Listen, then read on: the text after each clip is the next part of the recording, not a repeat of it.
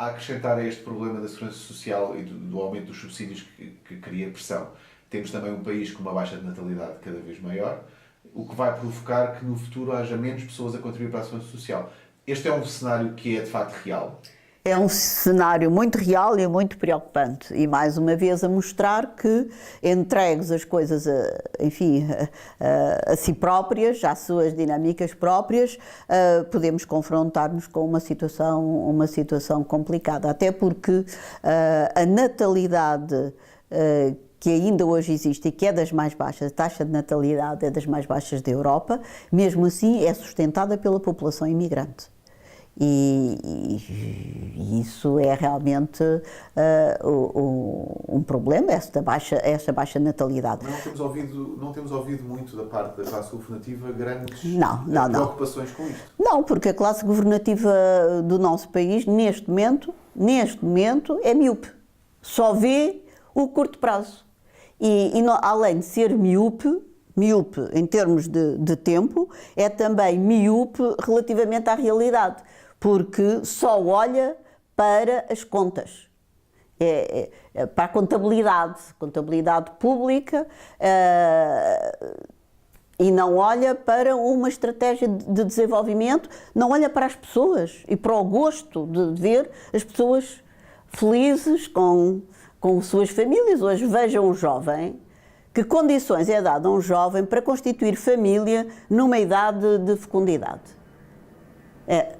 Mesmo que tenha emprego, ele é tão explorado nesse emprego, então estou a pensar concretamente em quadros técnicos, em termos de horários, em termos de mobilidade, tanto está em Portugal como está num outro país qualquer, etc., que não dá para constituir uma família estável. Portanto, eu acho que realmente não é a classe política que vai resolver este problema. Tem que ser os cidadãos, as suas comunidades, que têm que começar a falar destas questões. Mas como é que as comunidades podem contribuir para esta mudança? São os governos que fazem as políticas, mas são os cidadãos que os elegem, ponto 1. Segundo, são os cidadãos que se manifestam. E as manifestações também têm um valor político, de alguma pressão, por muitos surdos e cegos que sejam, sempre alguma pressão existe. E depois eu penso que há questões que podem melhor ser discutidas a nível das pequenas comunidades.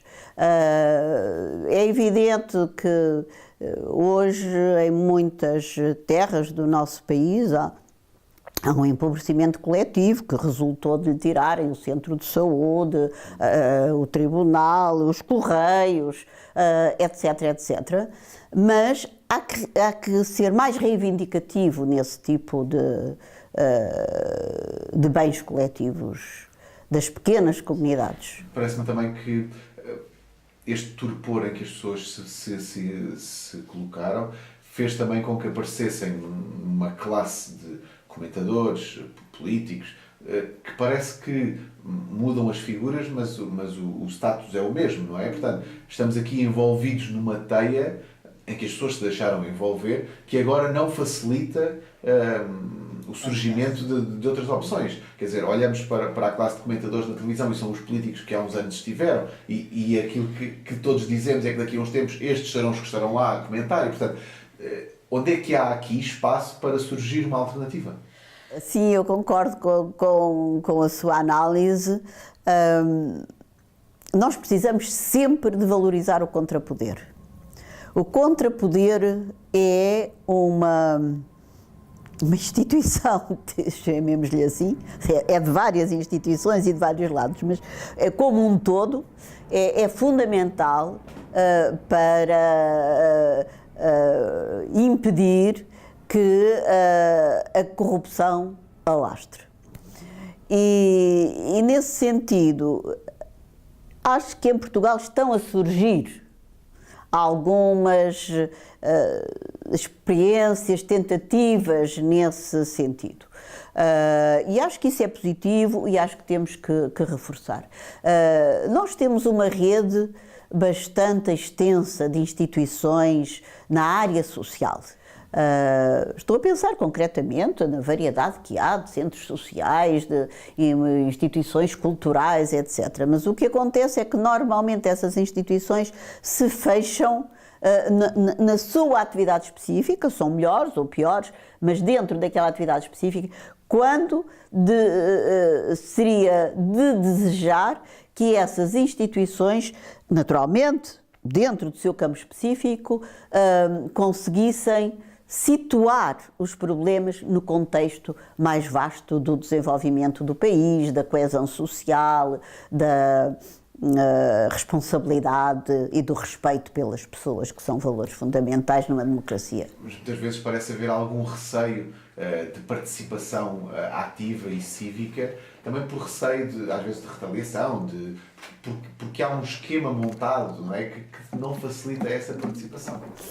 Eu acho que tem toda a razão. As teias são muitas, E depois, num pequeno país, ainda há sempre aquele fenómeno muito peculiar do parentesco, não é? Há os primos, que é uma figura típica.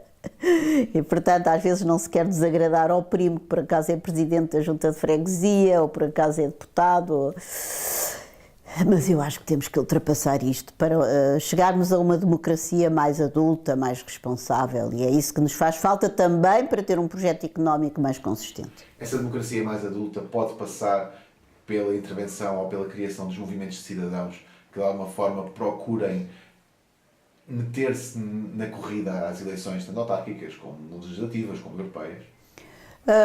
Eu penso que sim, não havia inconveniente nenhum nisso no atual contexto partidário, que eu penso que já não corresponde inteiramente aos interesses e às opções dos cidadãos. Não são claros os partidos relativamente às respectivas pertenças partidárias. Como é que se consegue introduzir na mentalidade das pessoas esta necessidade do bem comum? Porque o bem comum passa também por uma responsabilização dos cidadãos, por exemplo, na questão do pagamento de impostos, ou seja, não são só os outros que têm que mudar, são todas as pessoas que têm que mudar a sua mentalidade. Não, isso é um problema muito importante e muito sentido. Eu creio que nós temos que investir para podermos ter uma sociedade realmente democrática, onde as pessoas sabem o que querem e podem expressar livremente essa sua vontade. Temos que criar condições de formação cívica mais exigentes do que aquelas que temos hoje, a começar pelas escolas. Certamente que há que introduzir uma maior insistência na educação dos cidadãos para a vida democrática, para a vida participativa, para a responsabilidade.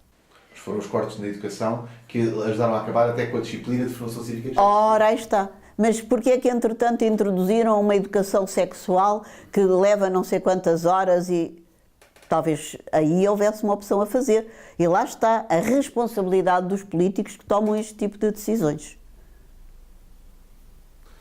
Porque não é só olhar para um problema e dizer não temos tantas horas, vamos dar mais matemática e cortamos a educação cívica. Não, tem que se ver o conjunto e tem que se atender ao bem comum. Quando o bem comum estivesse interiorizado nas opções dos políticos, era realmente importante, mas isso supõe que a matriz geral da cultura fosse imbuída dessa preocupação com o bem comum. E está ao nosso alcance, não é só dos políticos, está ao nosso alcance. Está ao alcance das empresas, está ao alcance das organizações.